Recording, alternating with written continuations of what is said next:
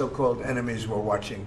They watched every minute of it. They watched. There was very few people that weren't watching, actually, but they watched every minute. It was a perfect military performance, the likes of which we haven't seen in a long time. I mean, if you compare that to the same country, the hostages from years ago, Jimmy Carter, it was unfortunate for Jimmy Carter. He was a nice man, but with the helicopters going down, the sandstorms, the prisoners, they got captured, then the election and the prisoners and Reagan and all the problems. It was nothing but problems. And that was a failure. And ours was not only the pilots. I mean, those machines flew for 37 straight hours. They didn't stop. They went skedaddle. You know the word skedaddle? It means skedaddle. They dropped the bombs, and somebody said, skedaddle. Let's get the hell out of here. And every bomb hit its mark and hit it incredibly. And as you know, the Atomic Energy Commission said it's gone. That place is gone. We had a lot of fake reporting, mostly from CNN, where the scammer writer, a writer for CNN, who should be fired, by the way, she was involved with the 51 fake intelligence agents, if you remember that. She did that story, created a story out of it. She created a story out of the laptop from hell, saying it came from Russia, but it actually came from Hunter Biden's bedroom, or worse. Just a scammer, and she's still at CNN, which is pretty amazing. But we'll ask you a question about her. But they came up with this concept that maybe the attack wasn't that good.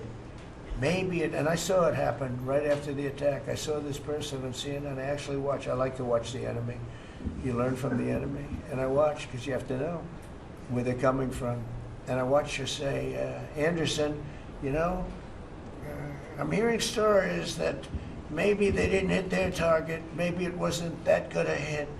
And they were hearing stories. The next day it was a little more, and the next day a little more. After 3-4 days, she was saying, you know, I don't know. I don't think it was that. Except by that time, everybody knew it was hit perfectly. The evidence is in the planes. The evidence the pilots are their best evidence. But they actually came out of their plane, because they were here the other day, and they said, it was so sad.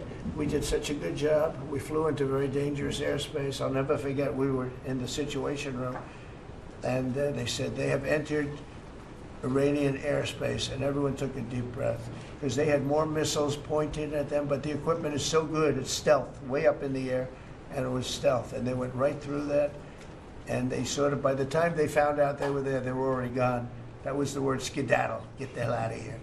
But they were right in the most dangerous airspace in the world, and they took those big, beautiful, very fast, they're unbelievable planes. I mean, they become really beautiful works of art. You know, I always thought they sort of were cool, but now they look better than just cool, don't they, huh?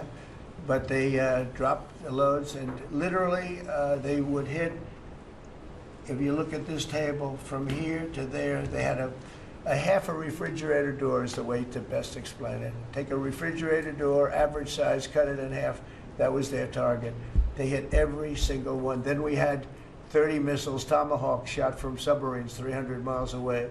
Every one of them hit their target. It was a perfect mission. Then they came back, almost 37 hours.